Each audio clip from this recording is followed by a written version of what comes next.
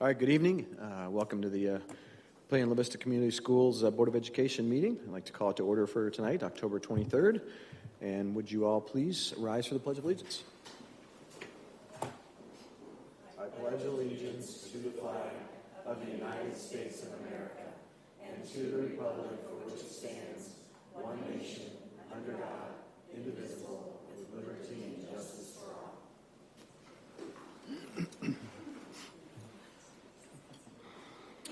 All right, thank you. Roll call, please. Here. Here. Here. Here. Here. All right, thank you very much. All right, move on to Section 2, Communications. And first up, as you can imagine, got a whole bunch of Monarchs sitting out there, the Papillion La Vista High School Girls State Softball Champions. Thank you very much, President Bailey, members of the board. For our community members that are with us this evening, thank you for joining us. For those that are watching on YouTube, thank you for engaging with your board online. We have two recognitions this evening. Both are tightly aligned. One we've been sitting on for a while because the season was still going on, and the other is quite recent. In fact, it just happened last Monday. So we'll go with the big one first, I suppose. State softball champions. This group of ladies seated before us, thank you for being here. Nothing short of remarkable. Papillion La Vista High School has a long and proud history. I would argue they are the premier softball program in the state of Nebraska, if not the Midwest, and have at times been even ranked nationally. We could not be more proud of them. The list of accomplishments from this group of ladies seated in front of us is simply amazing. The 2023 championship, which was last Monday at UNO, had the great pleasure of being there, marks the 17th Class A state championship for the Monarch ladies. In addition to that, in previous years, when you look at their performance in aggregate, there's been 6 additional seasons where they've been runner-up. They've won 55% of the championships in the history of the NSA state softball tournament, going back to 1993. This was in the World Herald a number of times. It kind of blew my hair back when I first saw it. It's the only team to appear in every one of the 31 state championships. Every single year we're there, and have won 11 more state championships than the next highest team. Needless to say, this is an incredibly accomplished group of athletes and coaches. We'll get to them in just a little bit. We've got Coach P, and I believe I saw Coach Holscher as well in the back. It was such a fun game to watch, not only because of the atmosphere. It was a beautiful night at UNO, standing room only, tight game, back and forth. The pitching was outstanding. I believe it was the 5th inning when the Monarchs really came to life, and it was just one of those things that you're going to remember for a really long time, not only because of the excellence of the players, the quality of the play, the quality of the coaching, the crowd. It was just an electric evening. Ladies, we couldn't be more proud of you.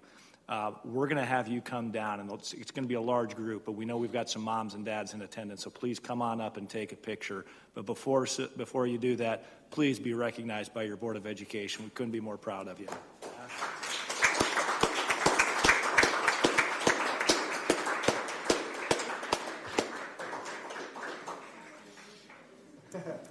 Move those tables back. Maybe there was a reason why we had these tables.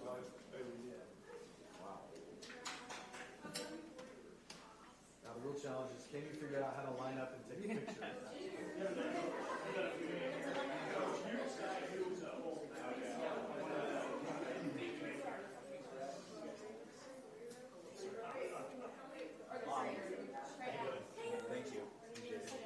Thank you.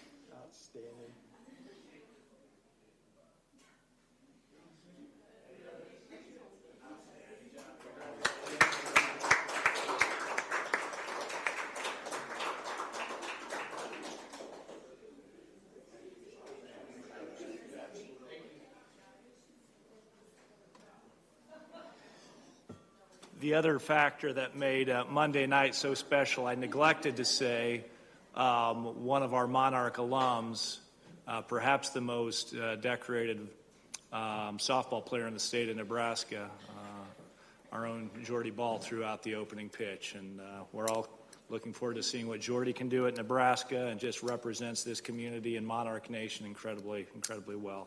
Again, ladies, couldn't be prouder of you.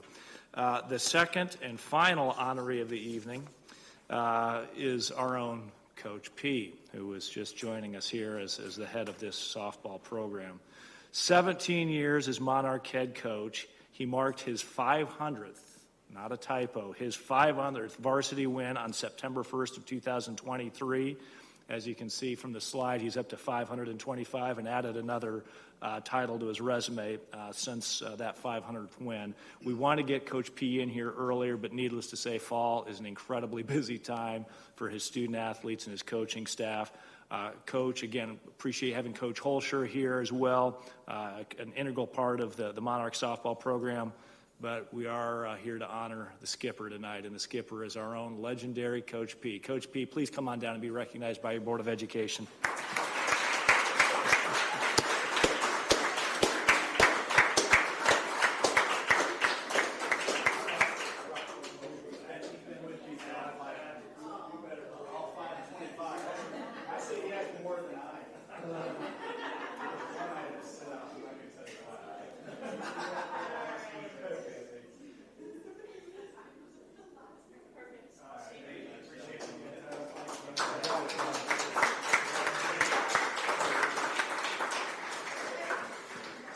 No pressure, ladies and gentlemen, but we expect we will likely see you here again at a future board meeting for future state titles.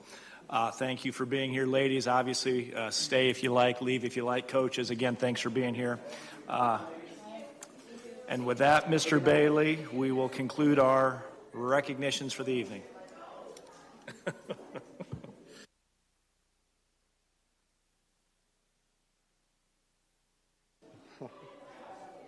Big group. That's awesome.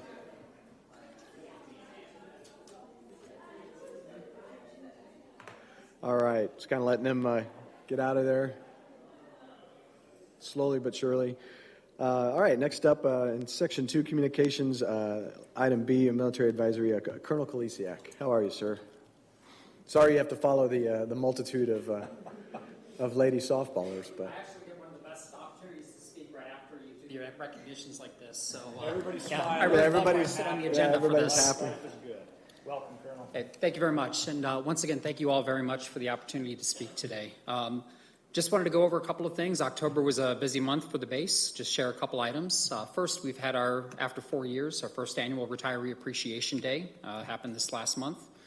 So again, that was shut down over COVID. Finally had a chance to start that back up and had over 200 retirees come back to the base and allow us to show our appreciation for everything that they've done for us. And we also, just this last week, had a chance to go up to Sioux City, Iowa for a number of our folks in the Mission Support Group, and they did some in-the-field training for about 3 days, working on their wartime skills. Had the chance to go up myself and sleep back in a tent again. A little bit of fun doing that. Haven't had a chance to do that for a while, so great opportunity for us to be able to, one, get away from the base for a little while and get out in the community, and two, have a chance to get after really doing some of our wartime training and use some of those equipment assets that we just typically don't see. Next month, we'll be going into the month of the military family, and we'll have Veterans Day with a number of events that we'll be starting to have across the base, and I know a number of other opportunities in the community for us on the base to be able to engage in opportunities to go out for the community to have a chance to meet with some of us. Last month when I was here, I spoke of the potential of getting ready to go into the possibility of a government shutdown. Fortunately, we got very lucky on that. Congress and the President both signed a 45-day continuing resolution, which will come up this next month. We're hopeful that we won't find ourselves back in the same situation. But once again, if we do, just ask that you please be patient with us on the base as we go through our normal churn when this unfortunately happens, or if it unfortunately would happen. But again, just please be aware that all things for our military children, make sure that we continue to support them. You shouldn't see any impacts here with them at the school. I also this last month had the opportunity to address the SARPI chamber and there with Governor Pillion.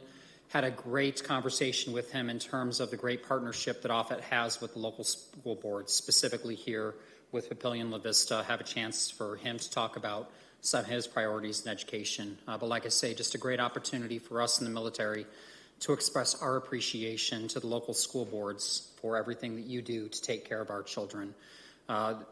We look here in Nebraska, especially at Offutt Air Force Base, as having some of the better schools, or best schools, I should say, around a military installation. And we're very appreciative of what you do for our children and making sure that the base has an opportunity to come do events like this, just to let you know what's going on with us.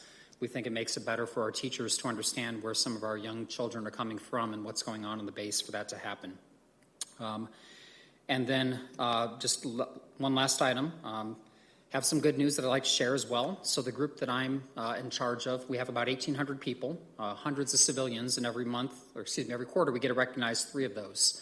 And unfortunately, while she's not here in the audience today with us, but Leanne Yanikov, our school liaison officer, she was recognized as one of our top 3 civilians that we have here for this last quarter for the work that she does on behalf of the base and, more importantly, on behalf of our children to go and to take care of being the liaison, not just here for the school district here in Papillion, La Vista, or Bellevue, but across the entire state and parts of Iowa to be able to take care of all of that, not just for Offutt, but also liaison for the Department of Defense across many of these counties.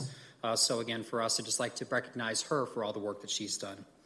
And then lastly, just kind of a public service announcement for those that are listening out here on the internet. Just want to make sure that any of our base or military affiliated families, please make sure they submit their impact aid survey. It's important for us to be able to go, and this is one of the things that we owe back to schools, and one of the duties that we have from the military and our military families is to be able to go and to provide that impact aid survey to allow the school board here in the school district to be able to get some of that funding that comes from the government to be able to take care of our students. So that's all I have, pending any questions from the board. All right. Once again, thank you very much. Really appreciate it. Colonel, just wanted to thank you. I did have the opportunity to hear your comments at the recent Sarpy County event. I thought you did an outstanding job representing the U.S. Air Force and the mission and all that you do and your work every day.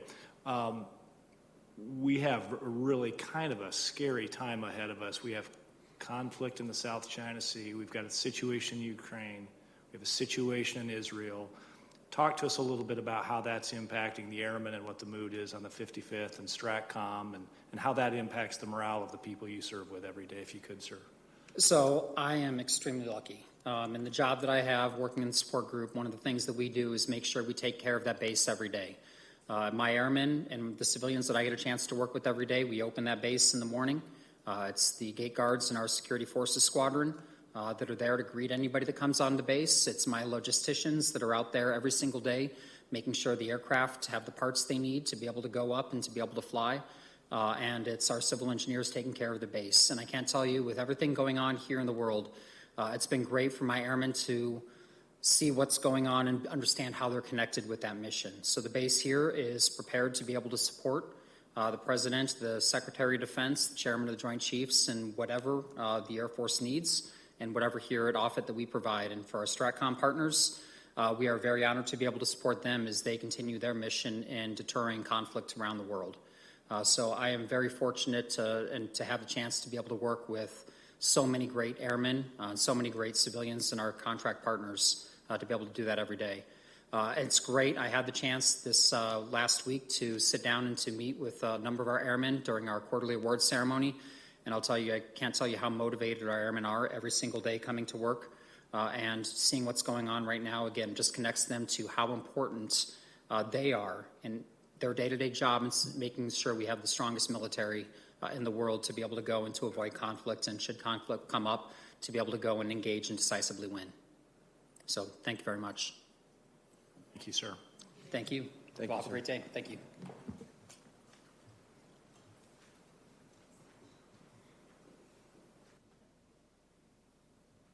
You gonna try to?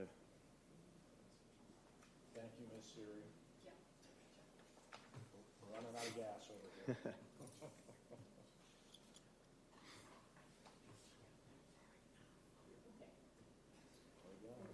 All right.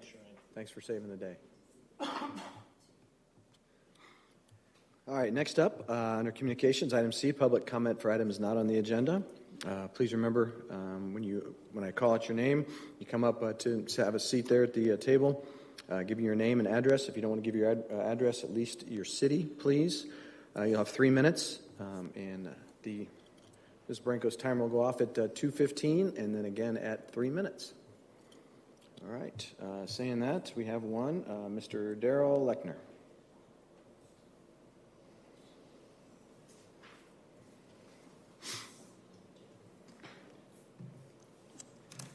Good to see you all again. My name is Darrell Lechner. I'm a resident of La Vista, and my daughters are here today. I might brought up my backup. I actually drove out to Gering, Nebraska. I attended and actually testified at our State Board of Education on October 3rd, just prior to the war. As you may have been aware before because of my other discussions, I'm part of a research group that spreads across the United States. I do want to give you kind of an idea a little bit more about our research group. Our research group consists of Buddhists, Hindu, Protestants, Catholics, atheists, and a variety of religious groups. We have gays, trans people within our group, binary, and also lesbians. We are a very broad group, and we are very concerned about the United States and where things are moving.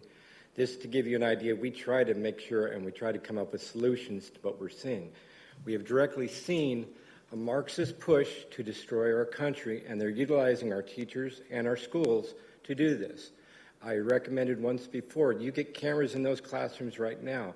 They're calling education as in we're subverting education and we're radicalizing it. Well, what they're trying to do is implement their version of education upon our students to create activists. I made it very clear before that also the American Library Association, our school board, and the school boards across Nebraska need to divest and separate from the American Library Association as quickly as possible. The president is a Marxist. She has stated such for years, goes back 7 years at least. Within this here, as I mentioned before, I did address that to our state boards. Multiple states have pulled from it. I'd recommend anything and everything we can to separate ourselves from it. Also, within the Marxist groups, they have worked tirelessly to gain control of our teachers' unions across the United States. We have come across multiple teachers' unions which have been affected. And the saddest thing about it is we have a lot of good teachers that are being silenced, and this needs to be stopped. Our good teachers are being silenced and pushed out, and they need to be protected above everything. We came across just yesterday plus today, which we were researching another group, where they stated they need to get activists and create activists in our students. This will put a hamper our police departments. They're misleading our students and creating activists in our communities. BLM, we directly connected to the Palestine groups. And this goes back to 2018, prior to George Floyd and the attacks that currently happen. These are Marxist groups tied to Russia, tied to China, and it is very concerning. I suggest you all wake up. I would suggest you keep those books that are pornographic. I'm not talking about other books. I'm talking about the pornographic ones because they're utilizing those to traumatize their students and using that to basically brainwash them. They are very smart. These people are not the blue-haired crazy ones you might see on TV. These are educators. Thank you for your time.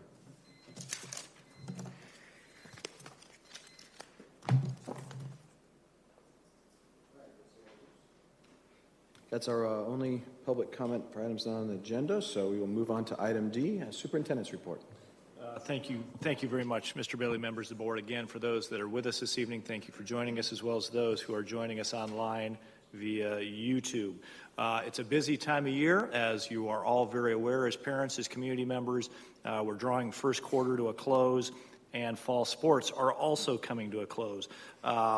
In addition to the honors that we shared earlier in the board meeting about the Monarch softball program, we also found out that Papillion La Vista High School was recently named to the advanced placements, usually referred to as the AP Honor Roll. It's a national list that comes out. It looks at not only participation, that is the number and percent of students that sit for the AP exam. It's a very rigorous exam, prepares kids for high-level college coursework. In most cases, successful completion of an AP exam, typically that means a score of a 3, 4, or 5, usually translates to college credits. Monarch High received this honor roll designation in recognition of its performance as well as its participation. So really good news for Monarch High. Also wanted to thank Dr. Becky Myers in the Student Services Office for another successful PLCS Community Closet event last Saturday at La Vista Middle School. In collaboration with Cavalry Shadow Lake and La Vista, the city of La Vista, we did a coat drive. There were mittens, there were gloves, there were scarves, but the heart of the event was winter coats with winter weather fast approaching, maybe even as early as this Saturday if the weather forecasts are correct, Mr. Bailey. Looks a little bit grim. 125 different families received winter jackets, but due to some extremely generous donations from the city, from Cavalry Shadow Lake Church, we are going to be carrying over a good number of winter jackets for another event in December. Again, the focus will be on winter clothing since we know how bitterly cold the Nebraska winters can be, and we do have so many families in need that benefit from this program. Also wanted to congratulate both football teams. Papillion La Vista South and Papillion La Vista High School punched their ticket to the state tourney. Those games will be starting shortly. In fact, we are hosting one at Foundation Field. Monarch hosts this Friday. Titan will be on the road. Band, this was really exciting. This is hot off the press. Both high schools. We had a state marching band competition this last weekend. Papillion La Vista South, NSBA state marching band competition.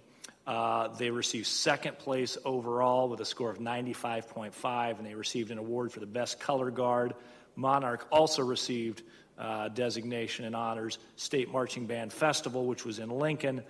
No placements were given, but the Monarch Marching Band did receive a superior rating, which is the highest achievement that a band can get.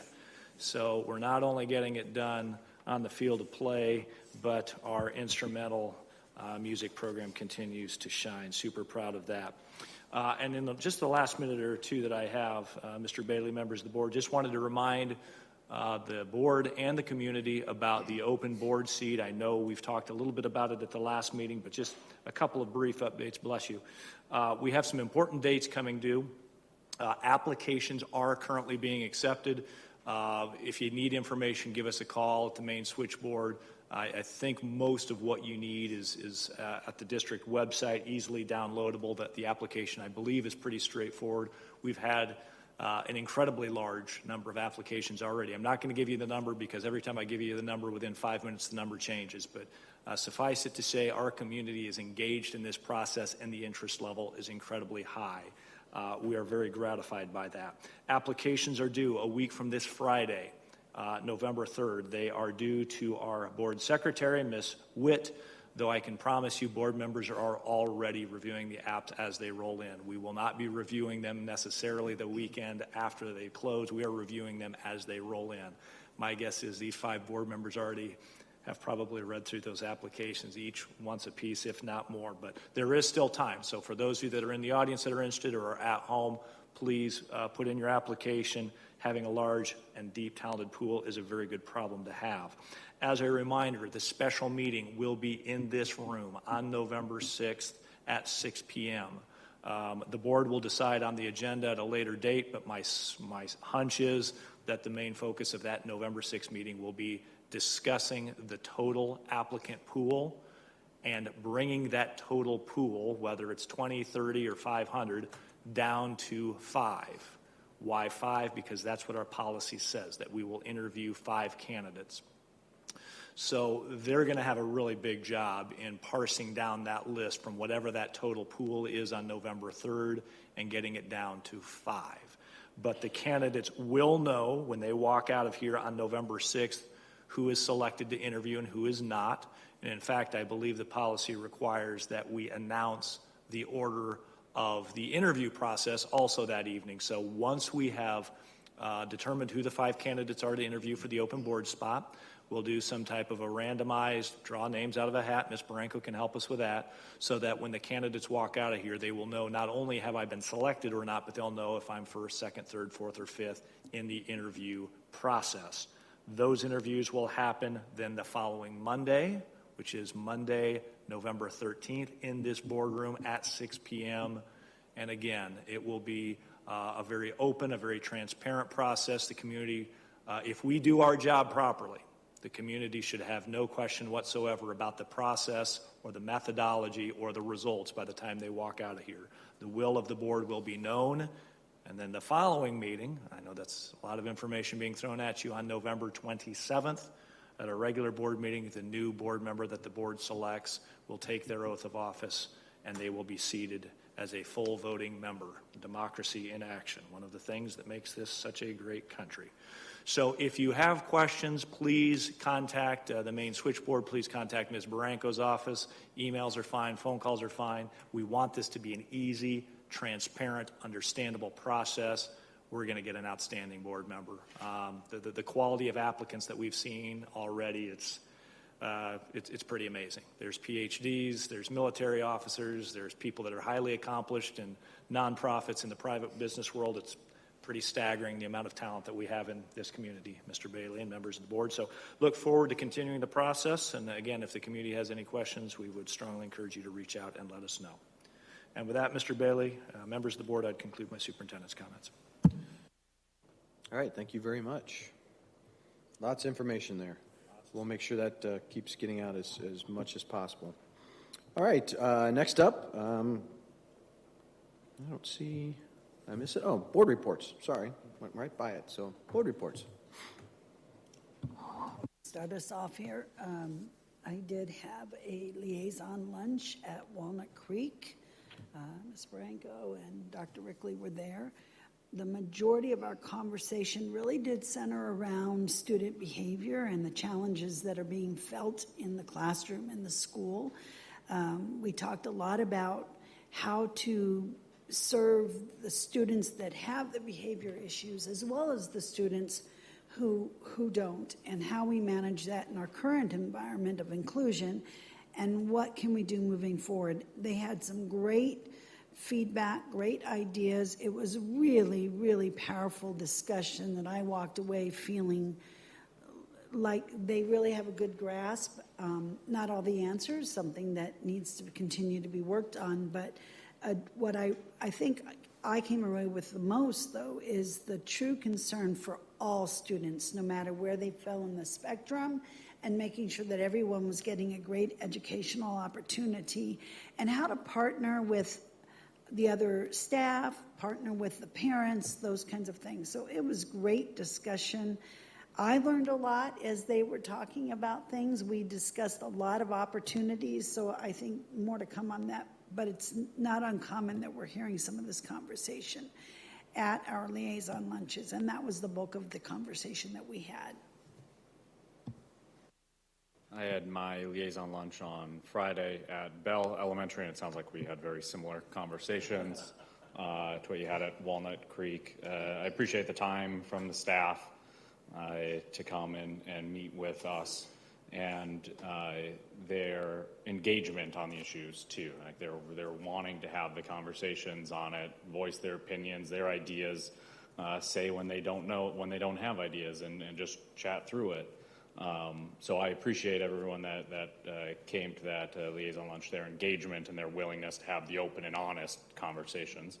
Like you said, there's no, I don't think there's any easy solutions to some of these problems, but there are ideas and things that we can try to at least help incrementally, and hopefully over time those incremental improvements can really add up and help out the staff and the students, both with the behavior issues and then those students that are in those classrooms with some students with behavior issues. So I, again, appreciate the time from the staff and having those conversations with me.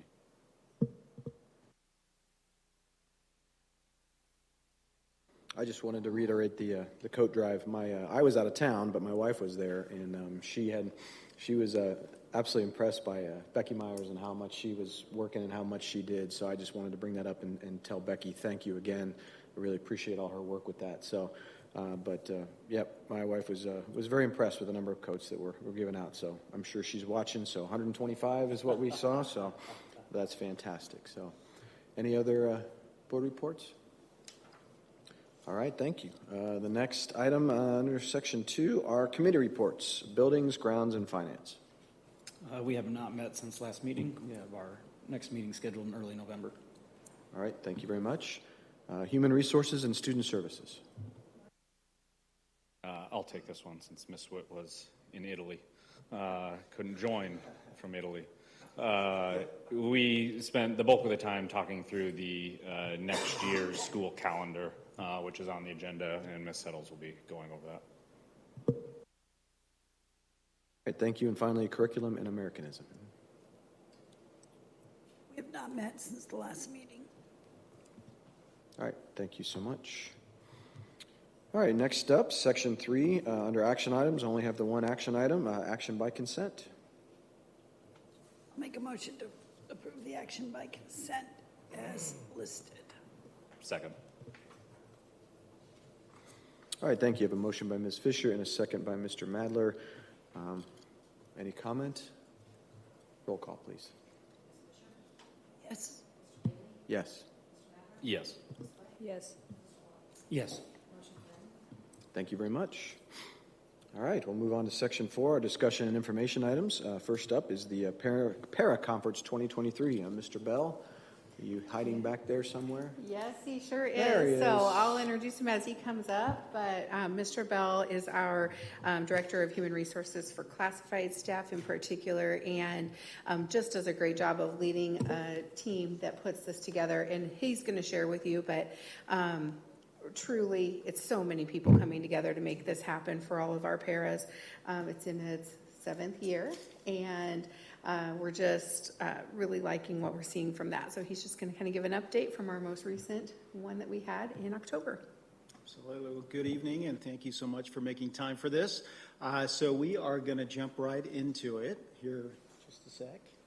All right. So we'll start with the first slide here. I'll move forward here. So our title this time was The Talents of Our Paraprofessionals. So we always like to do a little bit of excitement. Just to give you, for those of you that don't know and maybe that are watching, we do this twice a year. So the conference is done twice a year. It is done through a selection process too. Paraprofessionals can select courses or sessions that they would like for their training on. This one was held October 9th, and we always switch it up. This one was at Papillion La Vista South. So second semester, we'll go out to Monarchs and do it. So we will jump right in here. So a couple of reasons for this slide is, one, wanted to show you the sessions that are up there for paraprofessionals to choose from. Not only that, but just a shout out to our certified staff. All of the people that you see up here are all members of Papillion La Vista Community Schools, whether they're instructional coaches, whether they're mental health liaison, we have behavioral coaches. And these are pretty valuable days for teachers, as you know, when you have an afternoon where you can get some planning done, and the fact that they take the time to say, hey, we want to invest in our paraprofessionals and show professional development. So these are all presentations. There's a lot of time and effort put into these. There's one there at the very bottom. I think it's cut off a little bit. It's in red there. So for the most part, they get to select the session they'd like more information on or to learn more about. This time around, we did one called PBIS, Positive Behavior Interventions and Supports. It was a Tier 1 approach for this, and all of our paraprofessionals attended this one. And this was an opportunity, typically speaking, when you're in these sessions, it's a mix of people. You might be in there with other people from different schools. But in this one, we wanted to give the opportunity for them to collaborate with their school team, which we have not done a ton of. And not only that, but we split them up into arrays. Many of you know we do split up, our district splits up into school arrays. So this was a session where all of them got to attend. Chad Nichols headed this one off, did a fantastic job. And they got to work through some problem solving. They talked about the approach when taken with students, and then they got some time to collaborate as a school team to work through that. We got a lot of really good feedback on that session, and I think that's something that they value. Just like our teachers, that collaboration piece is huge. And for those of you that know paraprofessional, there is not an awful lot of time in the day for them to collaborate. So the fact that we could bring them together to talk about some of the things they're dealing with, students in mind for those folks, I think was pretty valuable. I also wanted to point out too, we do also have, at the end of each session, we do have feedback where our paraprofessionals say, hey, we really enjoyed this session. We'd also like to see maybe a little bit more of this. We also look at our strategic goal 2 with mental health, our strategic goal 3, and our continuous improvement framework is a lot of the times how we select these sessions so that we're in line with all of that. Wanted to give you guys a snapshot of the day. So if you're looking this from left to right, this is a couple of pictures from the actual event. So on the left, wanted to give our Papillion La Vista Community Schools Foundation a shout out.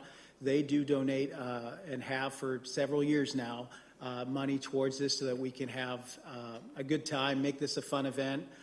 So on the lockers there at the top, our theme was a one-word challenge. So each paraprofessional had to select a word, the strength that they bring to their team, and every single one of them is captured on the locker there. So when they walked in, they got to see their name and the strength that they bring.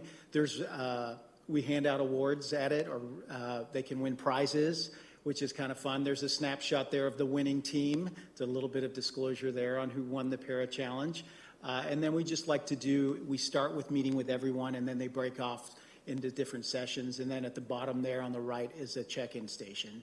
So give you an idea of the challenge this go around, and a shout out to Chantel who put this word together. So these are all the words that they selected as their challenge, as the strength that they bring to their team. So we really wanted to, and this is a play on the John Gordon one-word challenge, which is typically you choose a word that you'd like to work towards as a goal. In this particular case, we said, hey, what's your one word? What is the strength that you bring to the team? And so we had a little bit of fun with that. So that was the one-word challenge. I'm always blown away with the creativity. Again, I go back to saying our paraprofessionals don't have a lot of time. Some of their days start sometimes at 8 o'clock, 8:30, and they are back to back the entire day. So we always say, hey, we're going to throw a challenge out, and they submit a picture to us. And these pictures, as you'll notice, they're our paraprofessionals, and they're holding the one word that they've selected. So we have always such great creativity when we do this. Here's a second shot. We've got a couple of play on words there at the bottom with Patriot. We have, if you'll see Rumsey Station, they're in little trains. So just really, really wanted to show you this, that there's a lot of work that's put into this, not only the work that we're doing with our students, but they take the time and get pretty creative. So we do have voting at the end, so our entire central office votes on who they think the most creative is, which one is represented their school the best, and I think it's just a fantastic nod to the pride that each of them have in their school and the pride that they have with the students they work with. So it's a camaraderie thing. It's a little bit of fun, kind of competitive piece to it, but we have a lot of fun with it. So this go around, the winners were the Asbury Knights. So there is a picture of what they submitted, the little turning wheel. You'll see each of the employees and then their one word and their last name. So pretty creative. So that was our winner for this go around.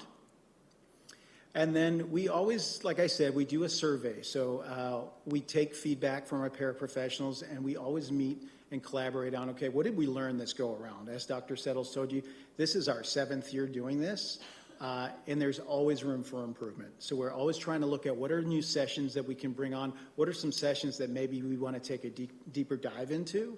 So overall, the conference was received well. About 92% of people said it was good, up to excellent.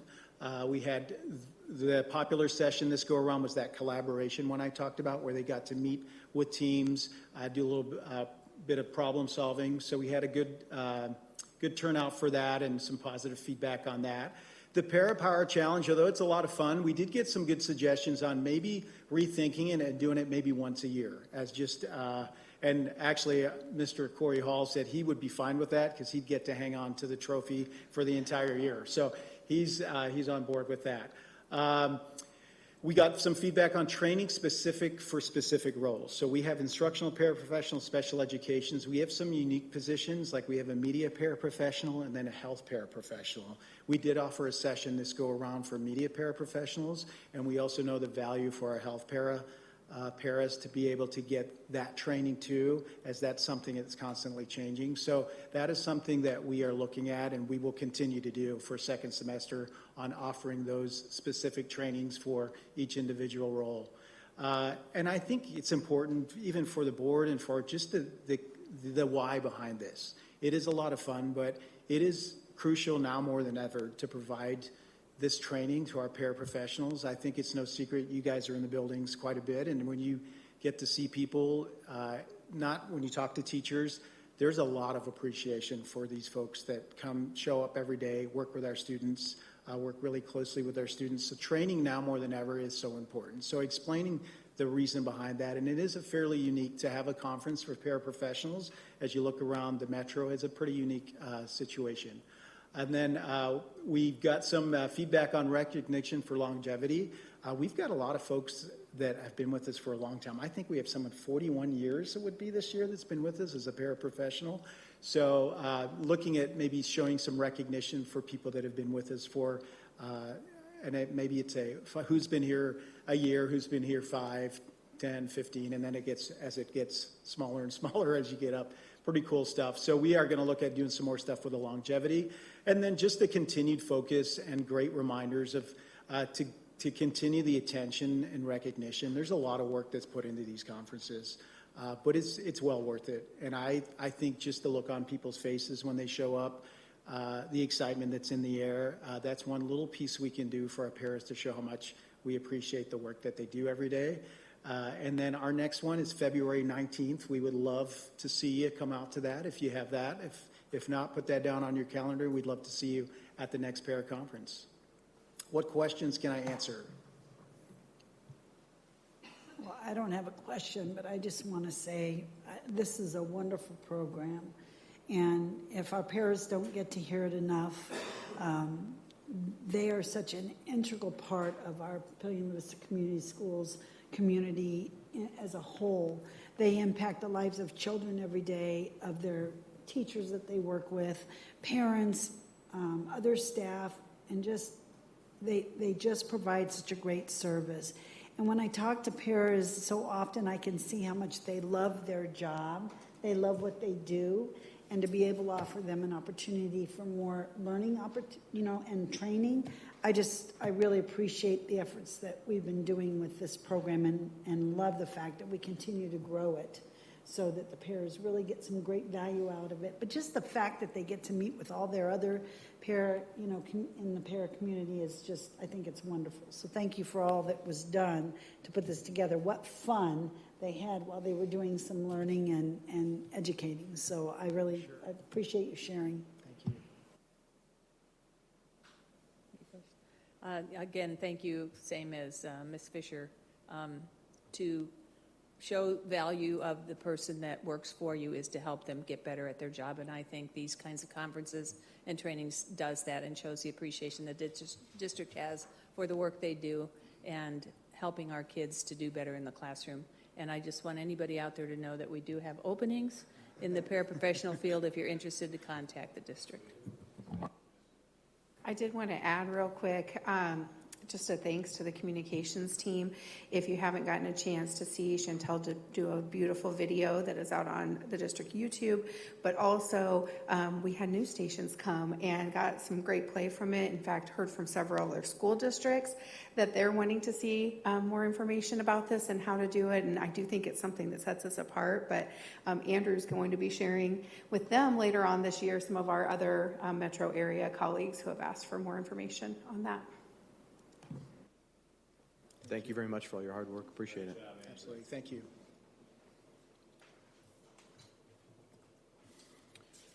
All right, next up, the 2024-25 school calendar. Dr. Settles.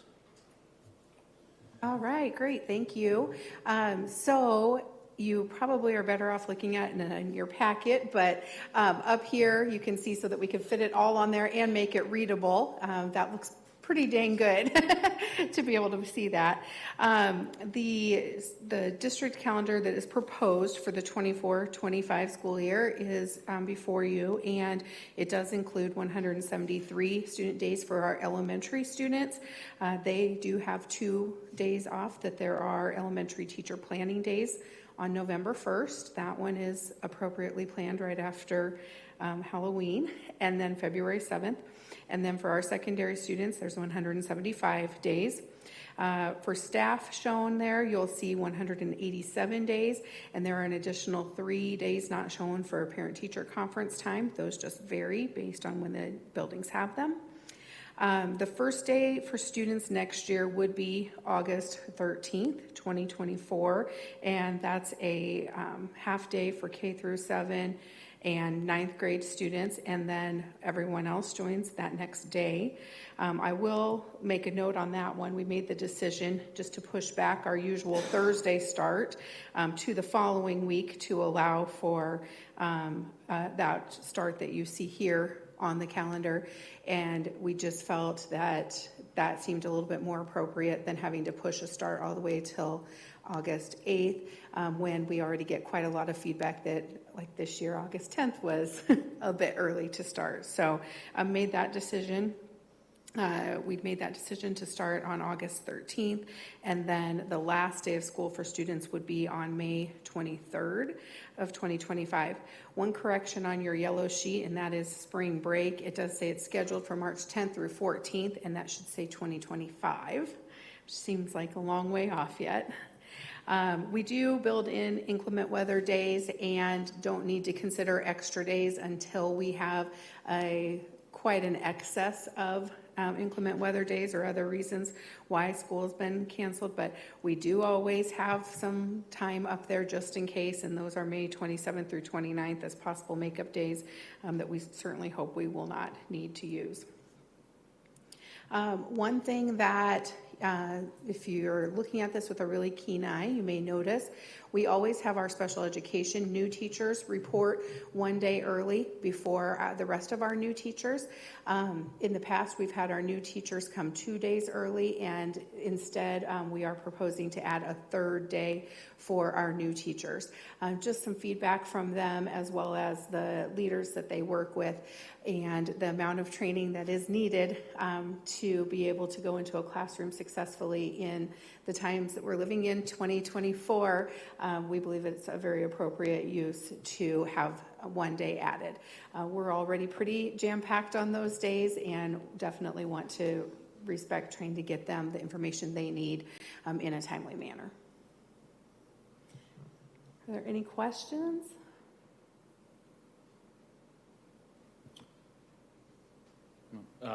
Thanks for going over it, Dr. Settles. I know this is my first year on the HR subcommittee where you went over this with us last week, but I was surprised. Can you talk through the process of all the groups you meet with before you get a proposed calendar in front of us? Sure. So we actually keep notes all year based on different feedback and things that we get from various groups or incoming messages, whether it be concern or people saying, hey, I loved that you had such and such happen.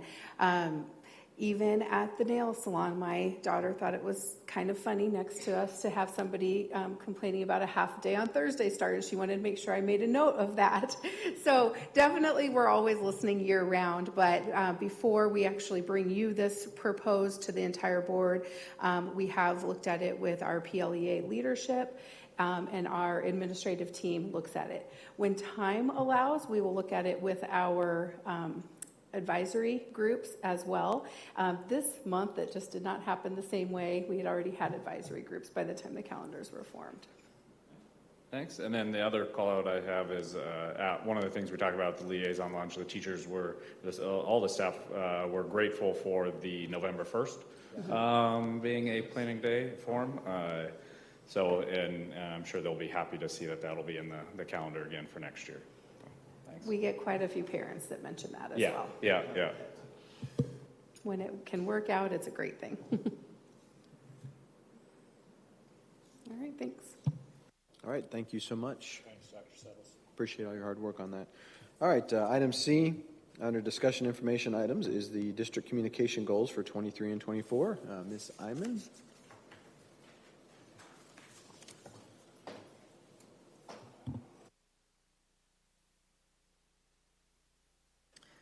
Thank you.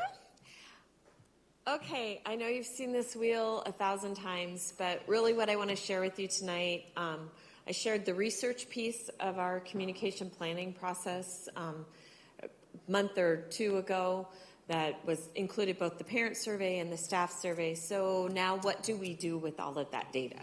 And how do we put the data and what we learned from the survey into action? So that's really what we're going to share tonight, is that we've done the planning and now the implementation piece of the overall communication plan.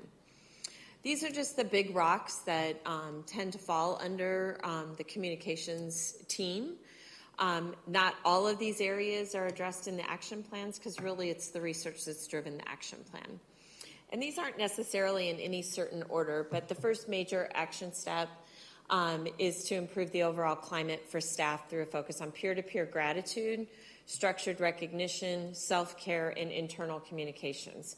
If you'll remember last year, or just recently in this data, we saw a big jump in our staff climate data. That's going to continue to be a focus. We want to make sure that we continue to see those improvements. COVID was really hard on our staff, and we saw a big dip in our staff climate data, and so now we want to swing that up. We know that peer-to-peer gratitude, which is a program that we have going in the district where staff members can recognize other staff members online. We know from the survey data that that's something that's effective. People like that peer-to-peer gratitude. It's immediate, it's timely, all those things that we know are important with recognition. So we have that program in place, along with just a few other things. We did today do our first pick-me-up. We used to just do the pick-me-ups in the spring, and based on some feedback that we saw, we decided to do a fall version of our pick-me-ups. So we have donut trucks that are going to all of the different schools, and we're central office, people are going out and serving the staff donuts. Staff members get to actually order their donuts, and they actually come in a little tray and they're warm when we deliver them to the classroom. So we did our very first school today, which was PMS, but we've got a variety of pick-me-ups scheduled throughout the year. One of the things that I'm really excited about, and one of the things we saw in the survey data, was knowing who else has been recognized from the gratitude, the peer-to-peer gratitude programs. So we are working on, we're not there yet, but we're working on a virtual recognition wall. So as staff members submit the recognition, it shows up on a recognition wall in their individual school. That each of our schools have TVs where they have scrolling announcements and those sorts of things. So that virtual recognition wall would show up. And people would know who's been recognized amongst their staff. We're also working on putting TVs down here in our lobby where we can also include that virtual recognition wall. The second area is to increase the transparency and build support of external stakeholders, both through our storytelling, sharing the positive things and the amazing things that our teachers are doing in the classrooms absolutely every single day, but also through community engagement types of activities. So we'll continue to utilize Dr. Rickley's advisory groups. We did kind of sit down and restructure those advisory groups and try to just give them a new look and a fresh look, and how can we make sure that those advisory groups are meaningful and that we're getting information out of the individuals that are attending as well. And then you've got some of the other things. One of the pieces that we added based on the survey from the bond issue is direct mail pieces. So in fact, we've got a direct mail piece that we're hoping will go to print this week. That's just about the budget and the tax rate. And what's happening, just facts about budget in the Papillion La Vista Community Schools, because we know, over 60% of the people that live in our district do not have children in our district. Our parents we communicate with on a regular basis, but that broader community, we don't have as many vehicles that we communicate with. So this is one of the areas that we'll be addressing in that. The third area is staff, parent, and community members' knowledge and progress on the bond issue. You've probably heard me say 1,000 times that the next bond campaign begins the day after the last one is done. So we will continue to make sure that our community and our taxpayers that voted for the bond issue, or maybe didn't even vote for the bond issue, that we did the things that we said we were going to do in the bond issue. We did what we were going to say as far as a tax impact. That's also on the postcard that we're getting ready to send out, and just sharing those great stories. And one of the things that we're really excited about is we now have submission videos from students who are wanting to audition for the Bond Squad. We're keeping those veteran members of our Bond Squad that wanted to stay on. We didn't kick anybody else because we've got some really skilled and talented kids that are on that already, but we're also adding new faces to our Bond Squad with this new video series that you'll start to see.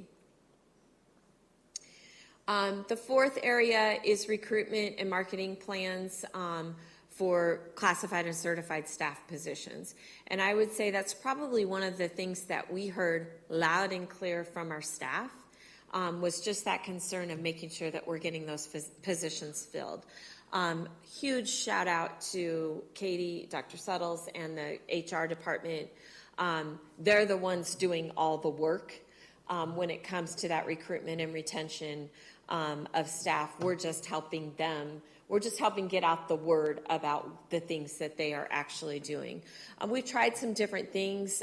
We threw out T-shirts this year at the some home football games that had a QR code, which was actually an application. We're thinking it's a slow trickle. We're hoping that it's like walking billboards that we have throughout the community of people that are wearing those T-shirts with the QR code on the back.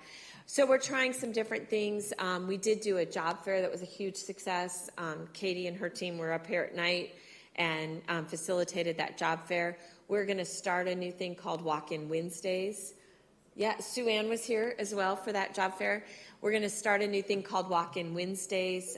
So we're going to, on every Wednesday, we'll have walk-in times where people can just come in and get interviews for the job.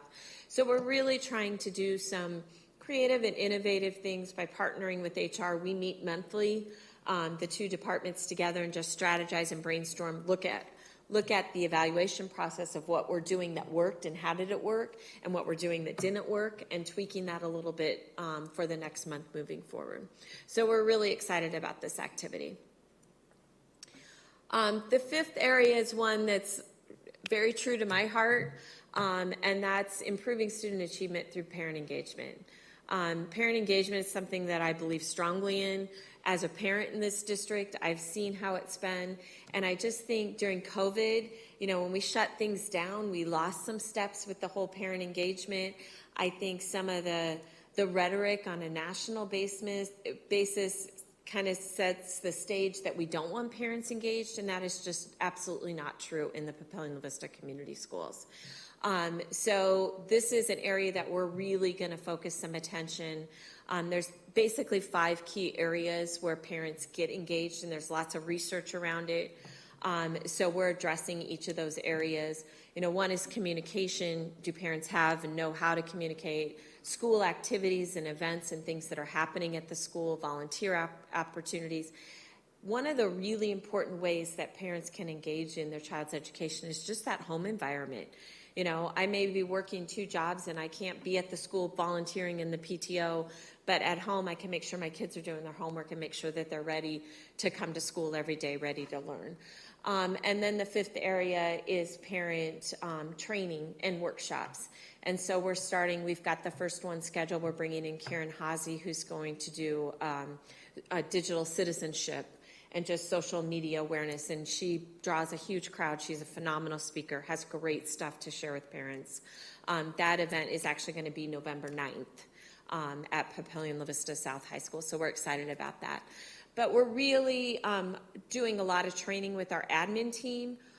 We're having our admin team share a lot with each other about what have you done at your school that worked and what can I do at my school, and sharing the ideas and really focusing on parent engagement and how can we make sure that parents know in the Papillion-La Vista Community Schools that we value their input and we think it's very important that they're engaged in their child's education. The last area, and this is probably more of a tactical type area, one of the things we saw in the survey is that our website doesn't get really high ratings. And so we are doing a complete overhaul of our website. We're hoping to kick off the new website at the beginning of second semester. We'll have a new modernized look for our website. We've spent a lot of time. We had a group this summer that worked with us and talked about just the overall navigation and what can we do to our website to make it easier for people to find items that they need to find on that. And then we've also done a lot of research and are working on how can we enhance our SEO, our search engine optimization, and using Google Boost, particularly for recruitment and some of those things. So if somebody searches for a job, Papillion La Vista Community Schools pops up at the top of that search. So we've learned some strategies to how we can increase that as we roll out our new website. So this is a piece that we're really excited about as well. That is it. Questions that you may have? I have a couple. Thank you for keeping some of those veteran bond squads because they're the cutest things in the world. I just love those videos. Looking forward to seeing the new ones. How often are you planning to do the direct mail? Is it going to be like quarterly or? Yeah, we're thinking quarterly is what the goal would be, but it's also going to be important topics. You know, budget's a big topic and that impacts everybody. One of the things, which is very different than our greatness update that we send out twice a month to our parents, you know, these topics have got to be very broader topics that the entire community is interested in. So we'll also have the annual report, which will hit in January, so that will be one of those publications as well. We'll probably do something with student achievement data that's in the annual report. We might do a separate mailing on that as well. So if you have specific ideas of things that you want us to include in that, but quarterly is kind of what we're thinking. The parent engagement,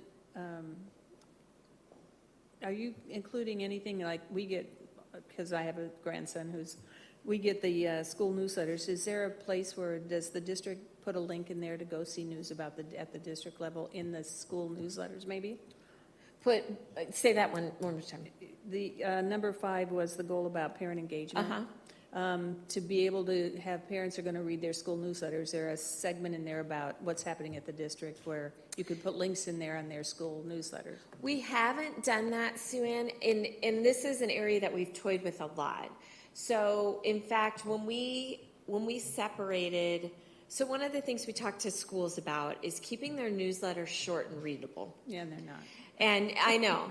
And it's one of those things that we continue to work on, like headings, action headings, like really working on, because that communication piece is so important. So one of the feedback that we got from school secretaries was that quit giving us district stuff to put in our newsletters if you want them shorter. And that's when we started the district newsletters that go out twice a month. So we send a district newsletter, our greatness update, it goes out at the Wednesday after the board meeting. So we include board information. So we've really tried to keep district information in the district newsletter, so school information is school specific. Yeah. And that's one of the things that we'll measure more specifically in the next survey. We're kind of keeping a list of those running things that we want to make sure we measure, and that's one of the things that we'll look at. Well, I wouldn't mean a big announcement, but maybe a link to that. Yeah, just that's a good idea. To that. Here's a link to if you want more about that. Yep. I think that's a great idea. Not a big section. And the last one was, I like the idea that Karen Hosse's coming back to do is it going to be Facebook Live? Yes, okay. We're going to do both. We're going to have an in-person version so people can come in person and ask those questions, but we'll also do a Facebook Live. Yeah, she does a fantastic job. But a few years ago, we did the vaping and the other. Those were very, I think, important and effective, and I would like to see more of those, so thank you. Yeah, that's the goal, is that we do one a quarter is kind of where we're thinking. We had a tough time. Fall's a hard time to schedule an evening activity. So actually we're hitting it right between the two sports seasons and hoping to have a good attendance at this first one. Yeah, I appreciate that, Ms. Witt. We've done a variety of topics on the parent engagement series. We've done vaping, we've done bullying, we've done suicide awareness, suicide prevention, social media presence with Ms. Haase, with both parents and students. Frankly, when we hit COVID, we started to kind of get away from that parent engagement series a little bit, and here we are now saying we want to re-engage with some of that. So really good suggestions. Thank you for bringing that up. Thanks for the presentation and the conversation. It's timely on the parent engagement, what do we call them? Parent engagement seminars or series, yes. At the liaison lunch, one of the things we talked about was doing more of the not trainings, but more like informational sessions on different topics for parents that they can be made available to. And I think that's a good one. Like one of the topics was for behavior too. Like if we can figure out how to, I don't know who we would bring on, I don't know the information we would share, but just on general behavior issues with students could be a good one. And that was around parent engagement. And then one of the other things that we talked about that is relevant here is there a way to provide our staff that when they reach out to parents on whatever issue with a student to inform the parents, is there district information that the district has put together that they can send along to that parent so they don't feel like they have to keep coming up with information on XYZ issue for those main topics that they need to communicate to the parent on. If a student is having an issue on a behavior issue or whatever, is there information that we can provide the staff so they can provide the parents in their conversations with the parents? Could be something to look into. I think that's a great idea, and that's absolutely something we can do. We used to have a communication toolbox that was on the website for teachers to use. We still have it, but it's primarily focused for new teachers. But we absolutely could populate that with just some language that teachers could use. One of the things that I think, so much of that parent engagement piece is really driven from the classroom. And so if there's ways that we as a communications department can better support those classroom teachers in that, we absolutely are open to that. And I think that's a great idea. It's something we absolutely could look at. Yeah, perfect. Thanks. All right, thank you very much. Appreciate the presentation. Thank you.